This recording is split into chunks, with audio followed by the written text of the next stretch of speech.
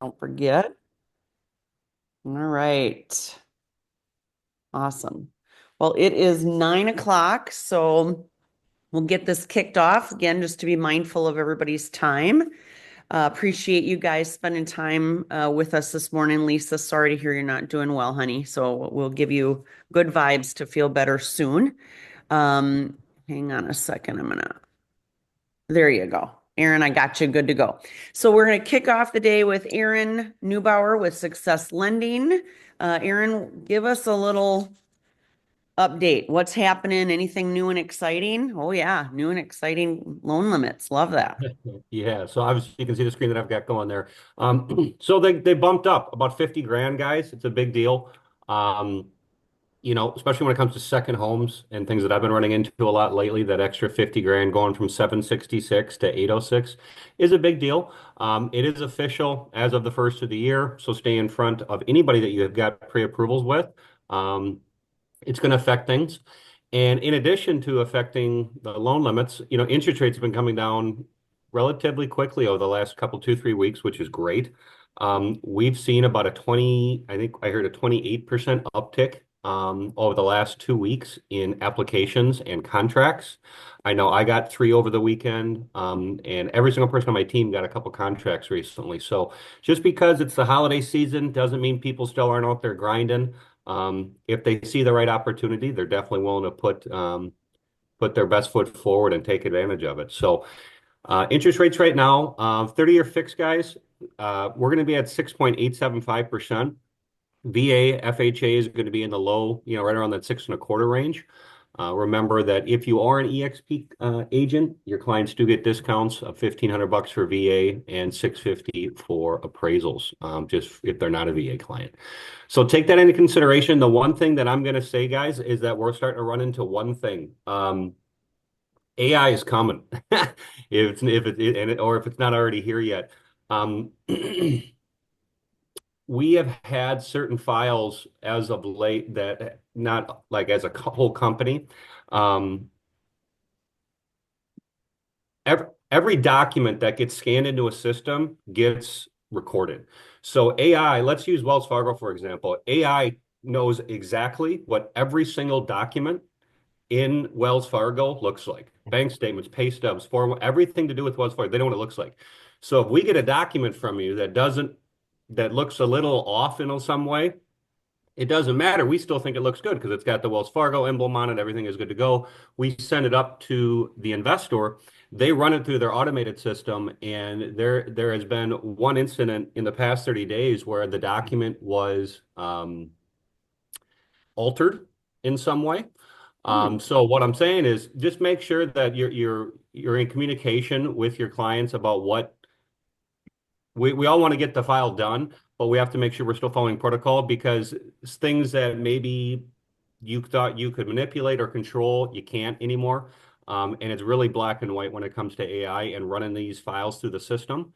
Whether it's homeowners insurance, personal documentation, all that stuff starting to play a factor. So I guess the moral of what I'm getting at here is just get with your loan officer on each individual file. You can kind of have a blanket, idea of everything going on, but each file is so incredibly different case by case, that you're going to want to stay involved with it. So, if you have any personal questions or anything you want to ask me directly, feel free to get with me, after Bob's presentation. Otherwise, yeah, things are trending in the right direction for us, people.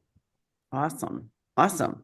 Well, it's interesting because, we talk about AI and how that plays a role as far as making sales and marketing and all of that a little bit easier, but you don't think of it from a back end, standpoint from your side, Aaron. But I think almost that's kind of good, right? It's creating a little layer of security for or against mortgage fraud, right? So, Correct. That's I exactly mean, it. not that it's perfect, but yeah, that's good to know. And we're never assuming people are doing it intentionally. Let's be frank here. We assume everybody's a good person.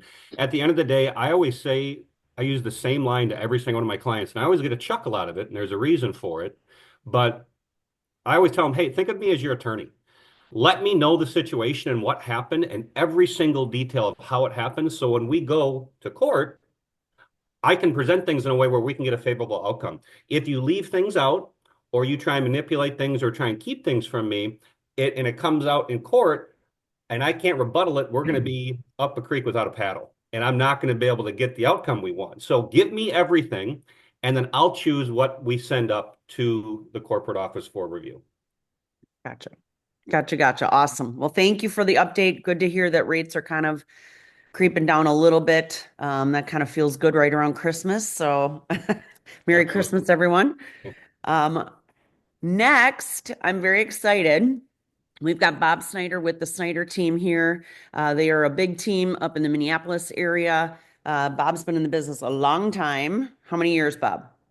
Oh, almost 26 now. Okay. So long time, which is, you've probably experienced a lot of questions and objections that, you've, oops, sorry, I'm going to turn my phone off. I didn't do that. Hang on. That you've, heard many, many times over, but obviously our markets change, right? So, um, maybe just being able to get some fresh responses, you guys, to some of those objections or to the objections of the market of the moment is what we're here to do. So, Bob, without further ado, I will hand her on over to you. Well, thanks, Kelly. Appreciate it. I mean, I really enjoy this topic. I know a lot of people when they hear about objection handling or scripts, they kind of get the EBGBs, you know?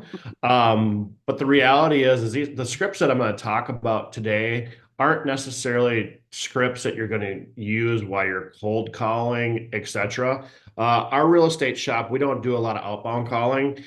We do a lot of online lead qualification as well as past client communication and communication with our past clients and whatnot to see if they're in the marketplace, et cetera. So a lot of the objections or a lot of the scripts that I'm going to go through here today are ones that we use as a group on a pretty regular basis. So sorry, Tina and Lisa, a little bit of this is going to be, as you guys know, we talk about scripts quite a bit. A lot of it's going to be review, but I think I threw a couple in there that maybe you guys haven't seen yet, which should be good.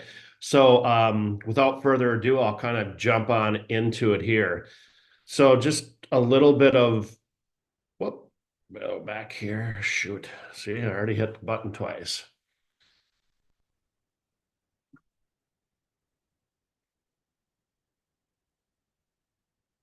All right. You guys see that my screen okay? Just want to make sure. Hello? Yes, we can. All right, perfect. Yes. I thought I lost you. Are you guys, is it in full presentation mode? Yeah, it is. All right, excellent. So just a little background on me. So I'm one of the team leaders here at the Snyder team. Jennifer is as well. I do a lot of the team training, a lot of the back end operational pieces, but I'm also still very involved in production. As we talked about when we got started here, I've been in the business for just over 25 years. I know I don't look like it, but I have been. So just kidding. Anyways, we run a EXP mega team group up here in the Twin Cities in Western Wisconsin. We've been with EXP Realty for about 6 years now. And we were with Remax Results prior to that for just a little over 18 years. So I have been involved with over 4,000 transactions.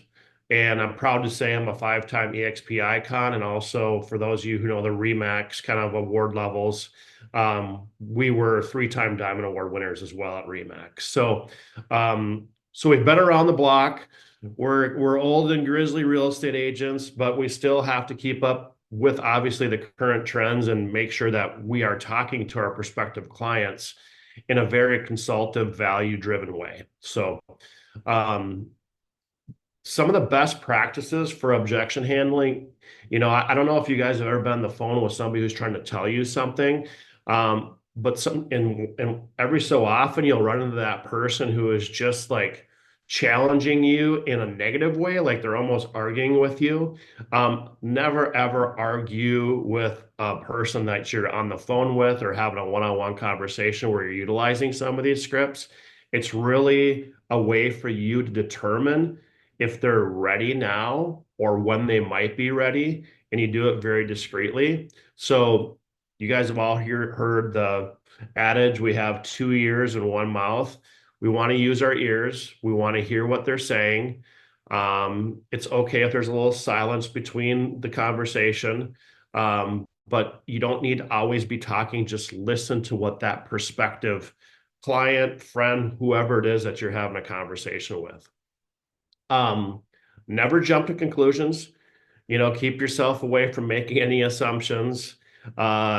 Utilizing phrases like "help me understand," "can I learn a little bit more," "can you clarify that for me," or "tell me more about that," are really great phrases to use while you are having a conversation with a prospective client. Okay. And one thing that I've had to learn over the years, because when I first got into the business, I mean, I was absolutely terrible on the phone. I would talk very quickly. I'm actually teaching my daughters this too, because two of the three of them are in sales, and I'm just telling them to slow down a little bit, listen to what the prospective client is saying, and that will also slow them down a little bit so you can have a much more relaxing conversation. So I think we've all been there where we've been on a phone call and we're like, we hang up the phone or we step away from that one-to-one that we had. We're like, God, I really screwed that up. I just kept talking and talking and talking, and I don't really even know what I got out of it. And I was nervous and this and that. So, and the other thing is too is to speak softly, and this works really well too for your current clients. So if you have a buyer who's going through maybe some issues with an inspection, or they're having some buyer's remorse, which many of them do, settle that voice down a little bit and get to a level of understanding so you can really help work through the issue that they're having, maybe moving forward with a transaction, or maybe you're working on a price reduction with a seller, whatever it might be. So just know that they're concerned, understand their concerns, be persistent in trying to understand it, but be persistent in a very manner that's professional. Okay. So that's what I got to say about just kind of some of the best practices in handling objections or harder conversations. So today I'm going to talk a little bit about seller scripts. So for those of us who are listing agents, hopefully you find some of this useful. Kelly, Bruce, I might actually,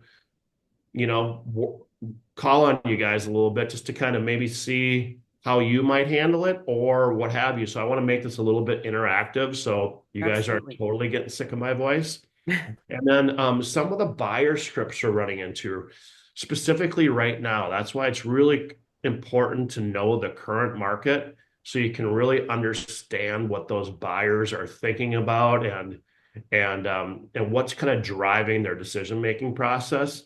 And then I have a couple day-to-day scripts that can kind of come into play as you're having general real estate conversations. So let me ask you guys a question. You guys should hopefully, well, actually, my team members should hopefully know the answer to this, but what do you have to do regularly to generate a real estate transaction? Lead generate. Kelly? Lead generate. And what does that lead generate mean? What does that mean? You've got to actively be out and about. Like, this is the way I look at it. I need to be engaged in the public, whether I'm physically out being seen, whether I'm reaching out to my past clients, my sphere of influence, and just being engaged with them. Yeah. So like a real estate conversation, right? Mm-hmm. Yeah. So that's one way we can measure kind of where we need to, if we're, let's just say we're looking at doing 35 transactions this year. Well, we can base that on how many real estate conversations we're actually having to know how many of those conversations need to take place to get us to that 35 transactions, right? And there's a lot of different formulas for that, and that's for a different conversation. But these real estate conversations require you to be pretty sophisticated in regards to scripts or in order to have effective conversations. All right. So we'll talk about, so let's just jump right into it. And this is probably an objection all of us have seen, especially since we've been in a relatively low inventory market. So somebody might say, you know what, my house is great. the market's hot. I don't need all the marketing you're offering. Can you just skip over that price and can you just reduce your commission because I know the house is going to sell? So how do we respond to that, right? And it's a very common seller objection because ultimately, what's the goal of the seller? Get their household At at the the best price they can get. Yes, exactly. So the best price, right? So that's really what matters. Well, what they think about it is they think about our commission as taking away from their proceeds, which in essence, it does take away from their proceeds. But if we have a real value to add to that particular seller, many times we can get a higher price that essentially can cover our commissions. So here's a really good response. So, Mr. Seller, there's a lot of agents out there that are going to compete on price. They're going to reduce their commission, and there's like three realities as to why a home sells or doesn't sell. One's price. Here's a couple of other reasons. We have to get the buyers in the right emotional mindset when they walk in the door to get them to purchase your home. Okay, the home essentially will sell itself with proper preparation, etc. So we got to ensure that we have quality photography. We got to make sure we have a solid marketing plan, and you need to make sure you're getting now. Number two, you need to make sure you're getting the right exposure online and offline. Okay, so we have number one now taken care of. Now, how are we going to get that maximum exposure? Have you ever seen a home, Mr. Seller, where it looks like the actual picture was taken by an iPhone? Have us as agents seen that? Absolutely, many times. So there are many marketing techniques that you can jump into right here at this particular point to show them why it's important for you to, or for them to consider your marketing plan. So you better have a really good understanding as to providing value. So your commission is not going to be a question. Another thing that I say in listing appointments is like, okay, let's talk a little bit more about, you say reducing your commission, but you guys understand that the marketing budget that we have to sell your home, the commission is part of that. I'm not charging you for anything else outside of commission. So I need to pay for your home to be on Zillow as a showcase listing. I need to pay for postcard marketing around the neighborhood. I need to pay for these sorts of things. So we could potentially talk about reducing commission, but do we want to reduce the marketing, right? Yeah. And many times the seller does not want to reduce the marketing. Okay, so it's a really good way for you to get over that commission question. Kelly, explain, you've ran into this obviously before. How do you handle an objection like this? Yeah, I kind of go off of what a little bit of what you did or what you said too, is I say, yes, the market's hot, but the reason the market's hot is because of the fact that we can do the marketing that we're doing and we're exposing your home to the most amount of buyers out there, which is driving the most amount of competition coming in to make offers on your home, right? So if I'm not going to do the marketing, that's not going to reach that large amount of buyers, right? And the large amount of buyers is what's driving your net sale price up. And that's what we want. That's when you're going to get the most amount of money. If I reduce my marketing, that means fewer buyers see your home, which means you're not going to get as good of offers as you could possibly get. So, if you want me to reduce my commission and we don't reach as many buyers, in the end, who you're really hurting is yourself and your end net sale price. So exactly. Yeah. The other response I've often used in that is that, and I actually probably need to check the stats. I used to use the stat from a number of years ago, but National Association of Realtors said that when you list your home with a full service, full marketing agent, we get you typically on average somewhere around 15 to 17% higher, on your net sale price. So that 15 to 17% will easily cover our commission and also give you more, right? Than if you're going to go to a reduced program or what do they call that? Discount agent, Like a right? flat fee There's, service or what have you. Yeah. yep, Yep. yep. Yep. And there's another really good response too, because I do have another commission objection coming up when I'll talk about that response here in a second. But thanks, Kelly. I mean, that's great information, and we need to be showing our value to assure that we're earning our 6% commission or whatever it might be that we're looking to get, that our business model is based out of or on, right? So, Mhm. so right now there's a lot of services out there. Zillow is doing kind of a guaranteed buyback program or a guaranteed buy program. Here locally, Chris Lindahl, a large agent, offers that as kind of a technique to get people to call in. You got companies like Open Door out there. You got, the wholesalers out there like Homestead Road and all that. But so I've had this take place, not quite as much lately, but I've had people say, well, what about Zillow or Open Door? They'll sell my house for a reduced commission. Why should I use them instead of a traditional seller? Or they just will guarantee a buyout. So it kind of gets back to the value again of pitching them that you're going to actually have the capability of selling it more and creating that bigger buyer pool, like Kelly had mentioned. So a good response here is if you want to sell your home for less, you can definitely use them. That's why I tell everybody if they want a quick sale, there could be a wholesaler out there that will buy your home at a 15 to 20% discount. And maybe this particular client, that is the right absolute solution for them. But for most people, again, they're trying to maximize what they could potentially get. So now if you're telling me that you want to maximize your price and walking away with as much money as you have, let me show you how we can do that. And that's where we again jump into the marketing plan with that prospective seller. Okay. Because a lot of times, especially if they've never sold a home before and they're not a past client of yours, this is a relatively common objection that you might get if you're talking to somebody that you've never met in the first place. So again, you want to make sure you have that value as to why you believe you can sell their home for the highest amount of money. And you better make sure that you have a really good marketing plan and a good listing presentation behind it. Okay. Any Bob, if I questions? can jump in on this Yeah, one too, go I think ahead. it really comes down to education, right? And like Bob says, maybe you don't really know this client. This isn't a repeat client. So they're really leaning on you guys as the expert, right? And before you can answer that objection, you definitely need to find out why.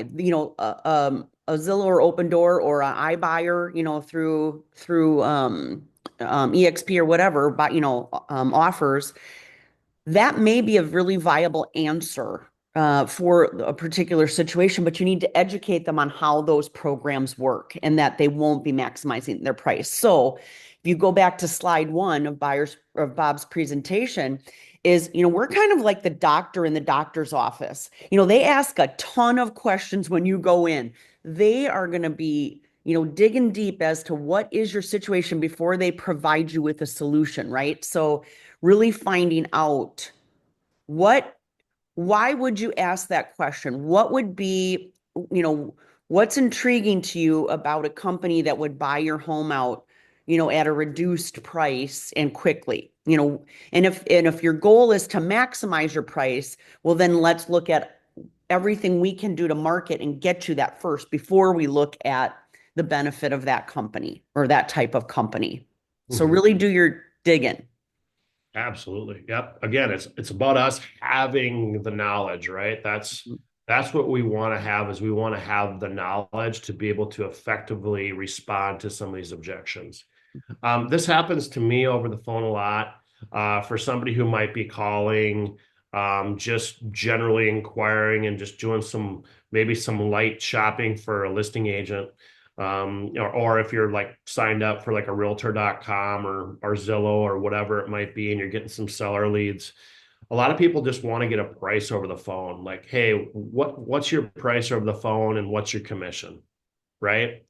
And and it's really hard for us to do that. And why would we want to do that anyways? This is part of us being able to kind of educate the client. Now, so, a good response to that is like, hey, I can see why you want to get a a price over the phone. I mean, you can go out to Zillow right now and get an estimate on your home, and you can go out to a couple other companies and get an auto valuation. However, those auto valuations are basically an algorithm that's giving you a general price range on your home. And that's all I would be doing right now as an agent. And there might be some features and functionality of your home that makes your home so much better than the price I would be able to give you. So the best way for me to give you an accurate price is to come out to the home, take a look at everything that your home has to offer. I want to look at the lot. I want to look at the feature and functionality of the house. I want to look at some of the upgrades in the house, etc. And then I will be able to give you a really good idea on what the home could sell for in this particular market. So that's why I can't give you a price over the phone, because I don't want to sell you short, nor should you want to be sold short, right? So that's a good response to get them to get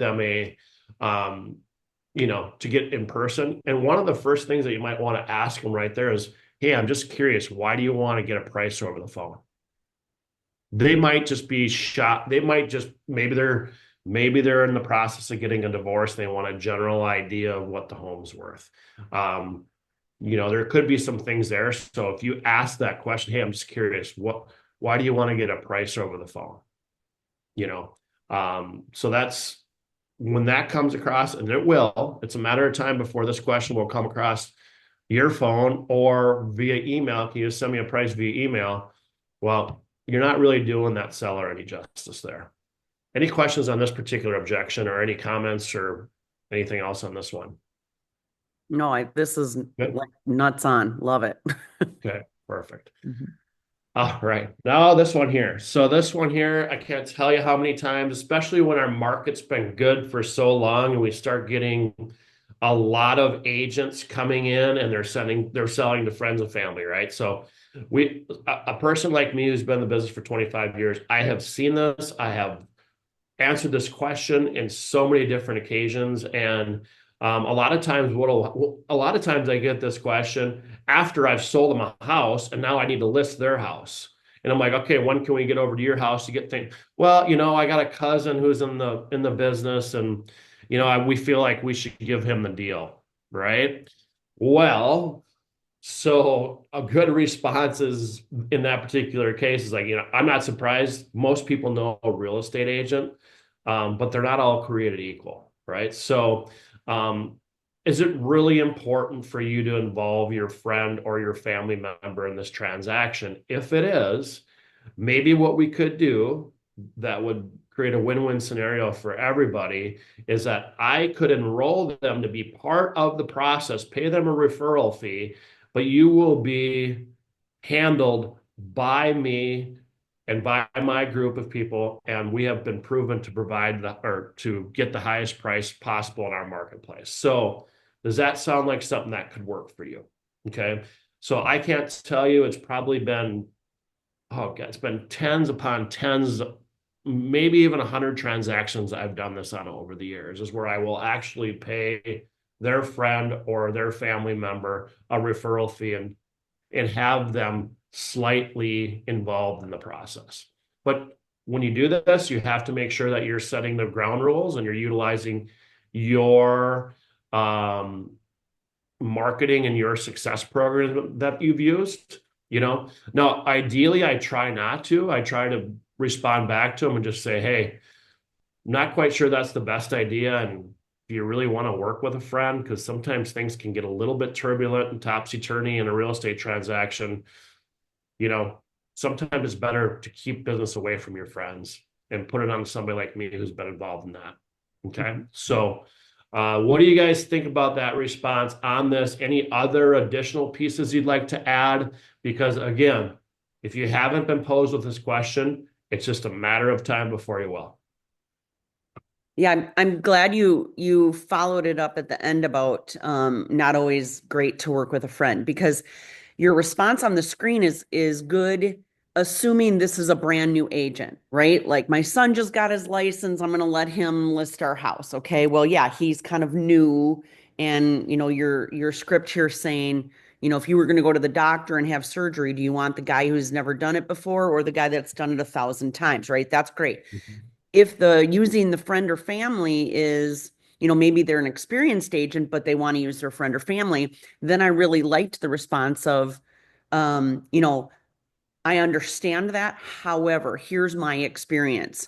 There's going to be times when I need to tell you what you need to hear, not what you want to hear, or not what you're, not what I feel I need to tell you to keep the peace because we're family members or we're friends, right? This is business, and our goal is to get you the best price for your home.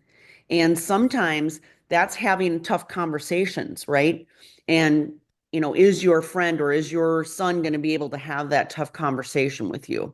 Right. Yeah. So having that, those conversations about pointing out this isn't always the best thing. So we could pay them a referral fee. So it is a win-win situation, but you're going to get someone who's going to be able to tell you what you need to hear. Yeah, exactly. So it's kind of a two-part response. You kind of play that piece out, try to get them to be like, okay, that sounds good. Yeah, that makes sense. Let's just go with you, Bob. But if they're like, I don't know, that's where it's more probing, and that's where you might get a referral fee Mhm. involved if need be. Mhm. So like I said, this you can go ahead and utilize, like, the responses that I have here today aren't word for word responses. They're guidelines for, like, Kelly just off the top of her head responded, right? So she's obviously been posed to this question in the past. And as you've seen from me too, I'm not reading it necessarily word for word, but it's a good guide for you as you're working through these, and you're going to find sometimes a couple key phrases or a couple key words that just work. And so you want to always make sure you're incorporating those based upon what the response is to the objection. Okay. All right. We get this one a lot too. So we talked about, another agent said they would list it for less, meaning list it for less commission. Would you match that? Okay. Now here's a pretty long response here. Here's what I say initially right off the bat with the sellers is that, Mr. Seller, I I can understand that you're trying to maximize your profit. But what I will also say is that if you have an agent who's willing to negotiate their commission that pays for the marketing plan and also pays for them to put food on their table at home, how do you think they're going to negotiate the price for your home? Many times right there, they're done. We've moved on. They're ready to pay the 6% commission based upon that response. Okay. So, and a lot of times people will ask it, and it's amazing to me how many agents give in right away to get the deal done. You're leaving money on the table. Work this objection. If any of the objections from a listing agent perspective that I can say work the most on, it's this one right here. Because once you get this figured out, most times you're going to be able to get your commission rate that you're building your business on. Okay. Now every so often, maybe you've sold them a home. They're a repeat client who's bought 3 or 4 homes, and then you're having this post. Well, you might want to think about it a little bit more, but having that response of putting it on that agent to make them look like they're weak in negotiation is a key piece that gets in the seller's head. And they're like, whoa, okay, yeah, maybe that's not the best idea. Okay. So any questions on this one before we move on? Just if I can comment, just because I love giving people options too, is Yeah. I love this one, hammer on their weak negotiating skills. Another one, and from our old KW, is a visual where we would bring out the $3, or if you held up even just three Yeah. fingers, you say, Yeah. okay, like Bob said, when you make a commission and you've got to give, you got to pay your broker, you got to pay Uncle Sam, and you're left with $1, and now you got to put food on your table and take care of your family, or I got to pay for your marketing expenses, who do you think's going to lose? They're not going to not take care of their family and their family expenses. So what they're going to do is that money that should go towards the marketing of your home is not, right? So you're not going to get what you're hoping for, with a reduced commission agent. Mhm. Exactly. Or, the other thing to this is too, that I've seen some agents do, I don't do it a lot.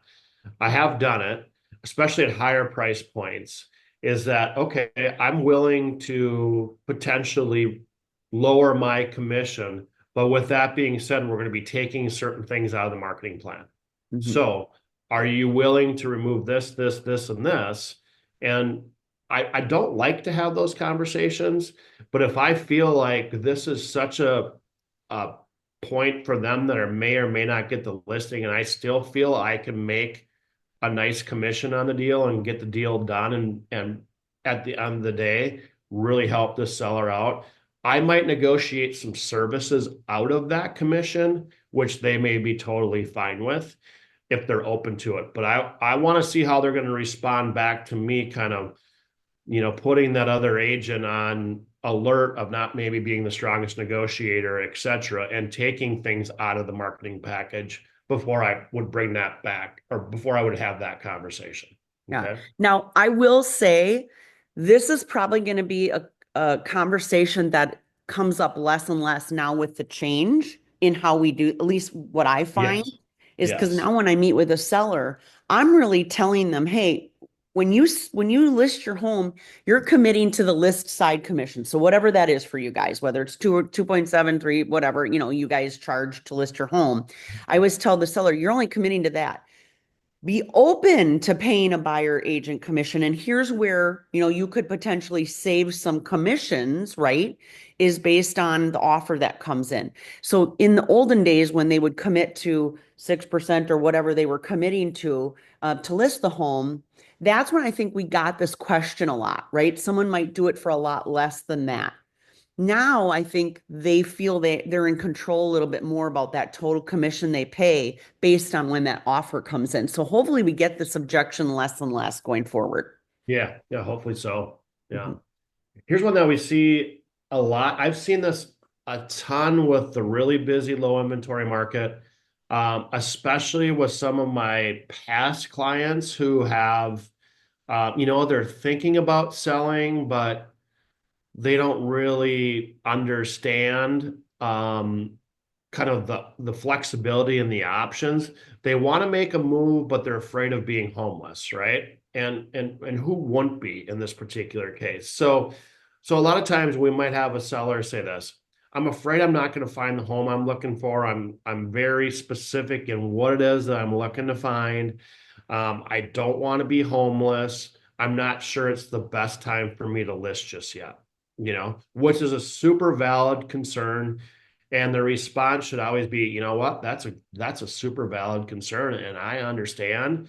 And maybe we do need to wait. But here's maybe a couple things that we should consider that maybe you haven't considered yet is right now the market actually is allowing for some home sale contingencies right now. Okay.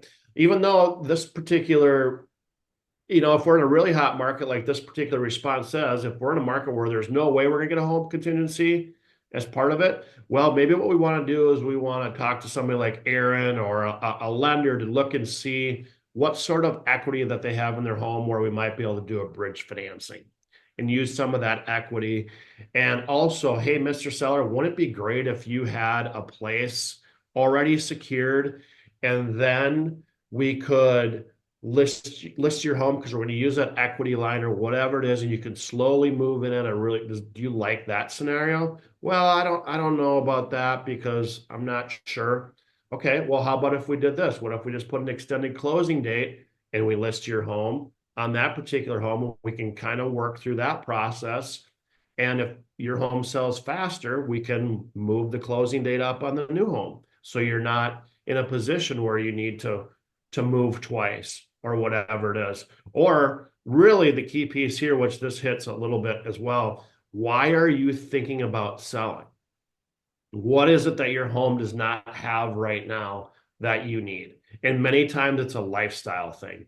Maybe it's stairs. Maybe it's too big and they can't keep up with it. Maybe it's too expensive and they can't keep up with it. Maybe they want to get closer to family. They're missing out on Well, then you kind of hit them with the pieces. This is where you're going to go back and look and say, okay, well, if we find that right house, there's not going to be a contingent deal, probably accept it because there's a lot of people looking for houses like you have. But let's look at a backup plan where we can figure out maybe a short-term housing option for you, or we can work out, like I said, a bridge financing scenario with the lender. What do you think about that? And then a lot of times you can share a similar story, okay? Because there's a reason as to why they're not, why they want to move, okay? And a lot of times sellers and buyers get in their own way and they just stop because they're like, I don't think I can. So it's our job to give them hope and give them an understanding of what the options are. Okay. So this is probably the most common objection that I see, especially with past clients right now. Other than the other objection is that I don't want to sell because I have a 3% interest rate. Right. So these are the two most common ones that I'm seeing. Okay. How many have heard this one? If I don't get the price I want now, I'm just going to take it off the market and wait till spring or wait till the market's better. Do we get that? A lot? Kelly, Bruce, you've got that? I'm guessing, right? Yep. So how do we handle that piece of it? Well, again, we got to get to the real core of why they're wanting to sell. So, okay, so you're going to wait until spring. There's going to be a lot of agents that's going to tell you that's when most homes sell, and that's a fact. What a lot of people don't tell you is the best time for you to have your home on the market is when the competition is a little bit lower. And we've had that conversation a lot here in the last couple of weeks. And our group has been really busy with listings right now, because we are having those conversations like, hey, look, yeah, it's the holiday market, but there is like no inventory out there right now. And let's get it listed, and we can potentially get it sold extremely fast because of the lack of inventory. If not, let's say we don't sell it by the holiday market, at least we're going to be coming into January 2nd where things usually pick up and we're already ready to go and we're available. So those are the conversations that you want to have with your sellers. People always say, Bob, when's the best time of the year to sell? I said, when you're ready. That's the best time of the year to sell, because we'll look at what the market's doing. And sometimes if the market inventory is higher, well, they probably have a better option if they're buying to acquire the property that they're looking for. If not, if the market inventory is really low, then of course it's always a good time to sell, as long as they are ready. All right. Any further input on that one? We're going to move to some buyer objections now, but is there any questions on the seller objections to this point? Anyone? Bueller? Nope, those were good ones. All right. Right now, interest rates are higher. As we saw, about 6.875 for conventional rates. We're seeing about 6.25, which is the traditional rate average that we've had for many, many years. But this is a very, probably the most common buyer objection right now. And a lot of times we're getting this objection, even though we know the buyers are out looking at homes online, is where I think I'm going to wait for the market to cool down and wait rates to drop. I hear interest rates are supposed to be dropping soon, so I'm not going to do anything. Okay. That is like, okay, well, let's talk about that a little bit, right? And this is where it's really important for you to know the local market data specifically on where they're looking. Okay. Like for instance, every month I'm looking at the SPAR reports on home appreciation, pending sales, sold listing, active listing. So I can kind of get an idea on what our market's doing. So we've been kind of in a pattern right now where interest rates have been in a lot of people's minds high because we came off such a long period of great interest rates. So they're wanting to have that 3 or 4 or 5% interest rate. Well, the reality is that might not ever come back again. Okay. While homes are continuing to appreciate at a 3, 4, 5, 8, 10% rate every single year, and these buyers who are waiting for interest rates to drop are losing a huge opportunity for creating great equity positions in a home. Okay. So that is the conversation that this objection, we spend a lot of time on it in my team. Yeah, I understand that interest rates are high. I mean, I get why you would think that, but historically they've been on average 6.25% over the last 35 years. So knowing that, and knowing that prices are appreciating 3, 4, 5, 8, 10%, depending upon where you're looking at, Mr. Buyer, once you want to get into a home now to ride that appreciation rate, and if rates do drop, guess what you have the opportunity to do? You have the opportunity to now refinance. Okay. Because if you continue to wait, you're losing out on building equity in a home. And also, if you continue to wait, and let's say interest rates do drop, there's going to be more competition in the market, and the price appreciation for those homes are going to become even higher now because there's more demand. Okay. Does that make sense as a response to this objection? And do you feel like it makes sense? Yeah. Absolutely. So I always tell that's people why, too, if they're renters right now, rent, you're paying 100% commit. I mean, absolutely. Yeah. 100%. So you're putting no money in your pocket. So, Yeah. even if the Yes. rates are up, Yep. you're at least putting money in your own pocket. And like you said, building your own personal wealth along with the appreciation where you won't get that elsewhere. Yep. Exactly. This is another objection we get because a lot of times we are dealing with online leads at the Snyder team. So we get this question quite a bit. We want to work with the listing agent. We heard that we might get a better deal working with the chance of actually getting the home and a chance of getting a better deal with that home. So, this is, you have to be pretty crafty here. Okay. And the response is simply, I'm just going to kind of read this verbatim, but I totally can understand why you would seem like you're going to get a better deal with the listing agent. And I can tell you firsthand, when I commit to listing a property, my main goal is to get the highest amount possible for that seller. Okay. Now, there are situations where it could be beneficial to go directly to the agent, but I'm telling you, for 90% of the deals, that benefit is not going with the listing agent. It's going with you to negotiate on your behalf because the listing agent represents the seller. Okay. So let me give you an example of that. So let's say you want to pay $450,000 for a house that's listed at $485,000. Okay. Do you think the listing agent's going to be able to go ahead and give you a better deal on that? Or would I, as the buyer's agent? And this is where the value comes in. Let's talk about why we're going to offer 450. Let's look at some comps. I'm going to go to that listing agent and really pitch your offer for you. The listing agent puts themselves in a weird situation when they do that, because now the seller's looking at that listing agent saying, are you representing me or are you representing the buyer? Okay. So that's why it's good and this conversation also will take place when we're trying to get those one-time touring agreements or buyer agency representations. We're going to have much of this same conversation. So you got to know your value as the buyer's agent here. And regardless, you're still going to have people who are going to shop through the listing agent thinking they're going to get a better deal. Okay. But this one here is a tough one to overcome in a lot of cases if you're not really good at kind of explaining it to them.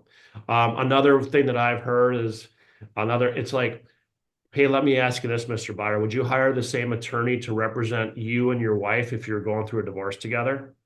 And it's a little bit of a harsh response back. And, well, no, of course I won't do that. Well, we're kind of talking about the same thing here in a real estate transaction with a listing agent versus a buyer agent to help you buy.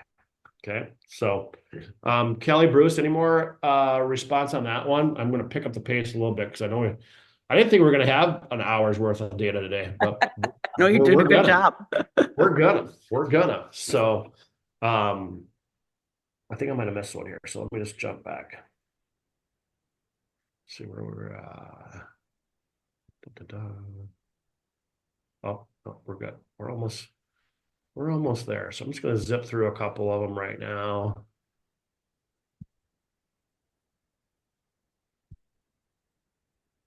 All right. we want to buy a home right now, but with such low inventory, we're not sure we're going to know what we want to get to know. We're not going to get, I don't know why that was written. Sorry, that was written really poorly. But anyway, so what it's saying is that we want to buy a home right now, but we're simply afraid that because there's no low inventory, we're not going to find what we want, you know? Well, that's where the response is there. You know what? Hey, I'm going to be here to help you find what you want, whether it's a month from now or a year from now. I'm going to be scouring the market on your behalf with non-market opportunities, with market opportunities as soon as they become available. So I really want to make sure I'm identifying what you're looking for because I'm going to work towards getting that for you. Okay. Buyers love to hear that.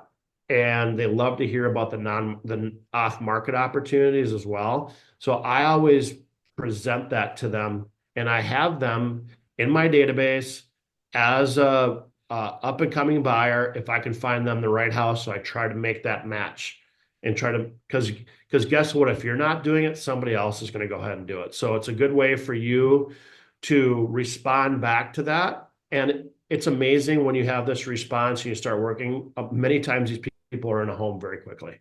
Okay, so because a lot of times we've all heard the buyers are liars. As soon as they find a home that they really like that might not be perfect as what their criteria initially was, I always will send them stuff that's close. I'll say, I know this doesn't have what you were looking for, but look at the location.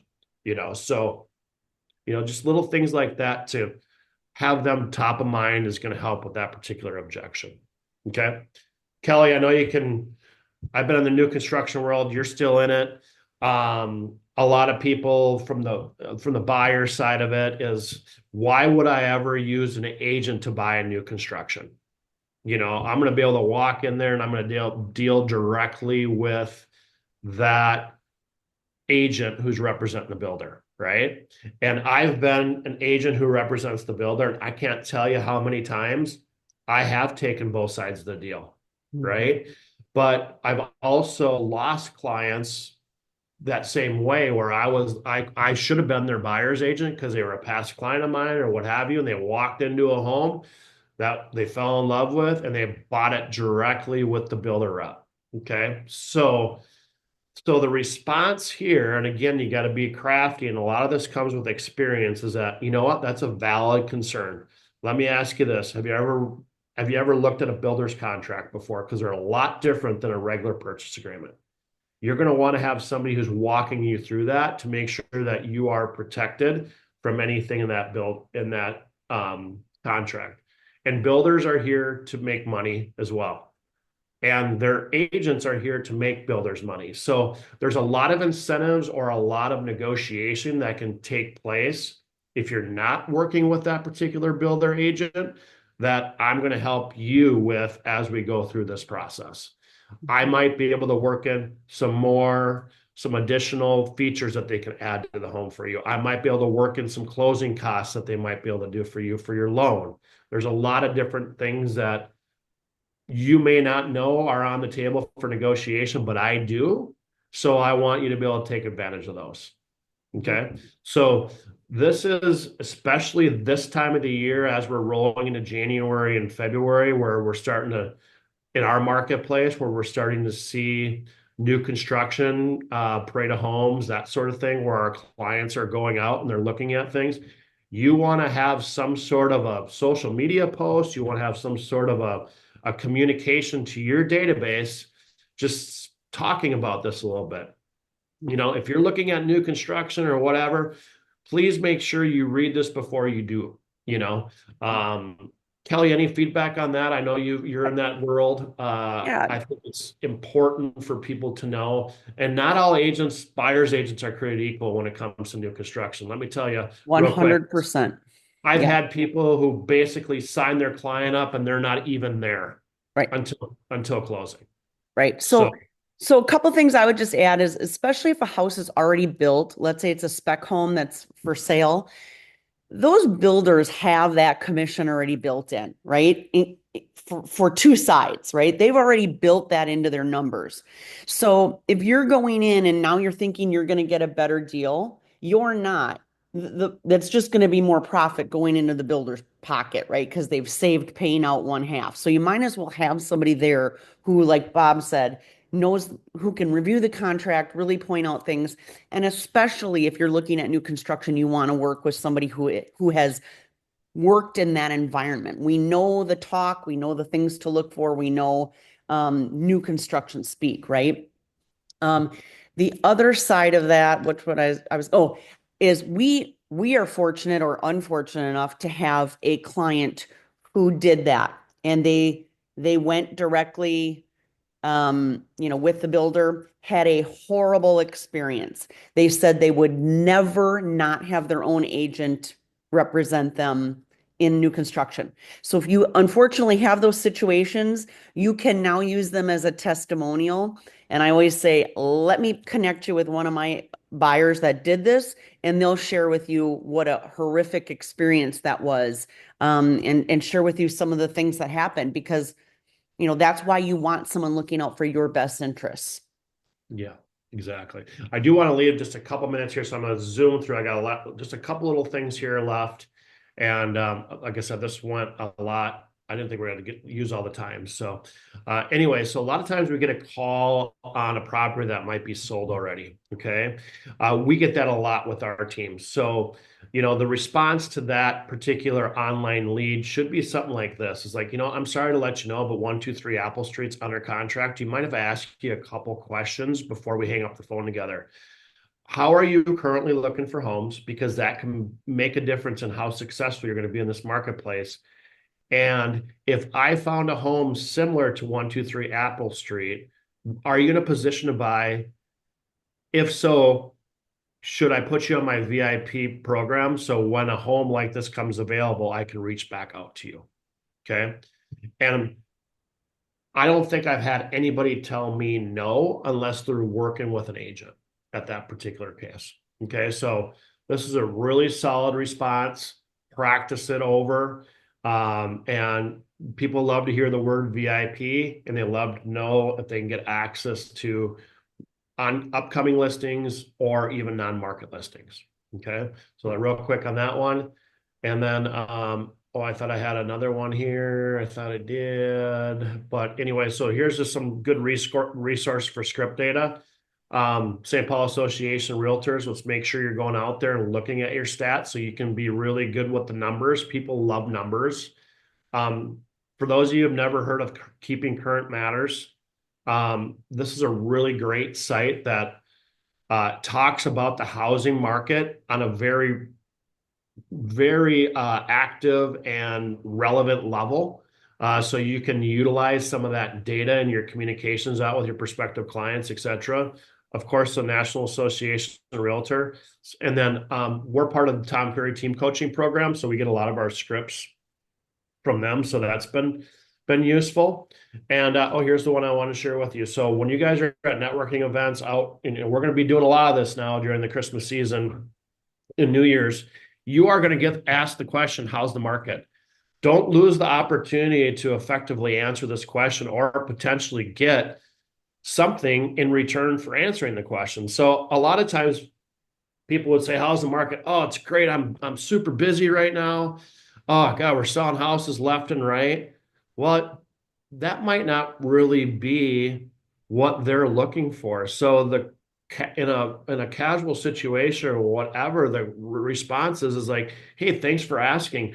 Why specifically are you asking? Because right now the market's really different for buyers and sellers and investors. So depending upon how you're going to be in the market or participating in the markets, my answer is going to be totally different. So then that way you might be able to get a sense for what they're looking for, if they're actually going to be a player in the market anytime soon, et cetera. So I know we got to get wrapping up here, but I just wanted to, first of all, thank you guys for listening. Hopefully you got some value out of this. It went a little bit quicker than I thought it was going to go. It always does. Always does, right? And but yeah, obviously, if you guys need to reach out or what have you, I do have my information here on the presentation, which I know Kelly and Bruce will be putting out to Empire with this recording. So is there any final questions before we wrap up here? Not for me. Thanks so much, Bob. These are great Yeah, Bob. responses. And I think having this as a playback, people will be able to read your scripts and, like you said, change them to make them sound like them, but great, just a great guide for some good key points to start with. So, Yeah. And one piece, I know Bruce will like this too. You can pretty much prompt Chat GPT for any response script that you want based upon the objection. So like we've used it for having price reduction conversations with sellers. We've used it in some of the buyer responses to the market rates, or interest rates. So use Chat GPT too to help you create that, and then save those scripts somewhere where you can access them back. And the best way you're going to get good at responding to these objections is practicing these scripts and actually just going out and doing it. role So play, role play, role play. role That's play, what we role play. say. Yeah, Yep. exactly. Have fun with it, so it will Yeah. definitely help you generate some more business. Well, thank you, Bob. So appreciate you. You're an amazing agent up in the Twin Cities area. You guys, this team is number one. So reach out if you need him. We will post this. We are not going to have Empire the next 2 weeks because it falls on Christmas and New Year's. So we'll see you back then that very next Wednesday, I think, which is the 8th of January, if I'm correct. So enjoy the holidays, you guys. Thanks, everybody. All right. Thank Thanks. you, everybody. Happy Thank you, holidays. Thanks, Bob. Bob. All Good right. job.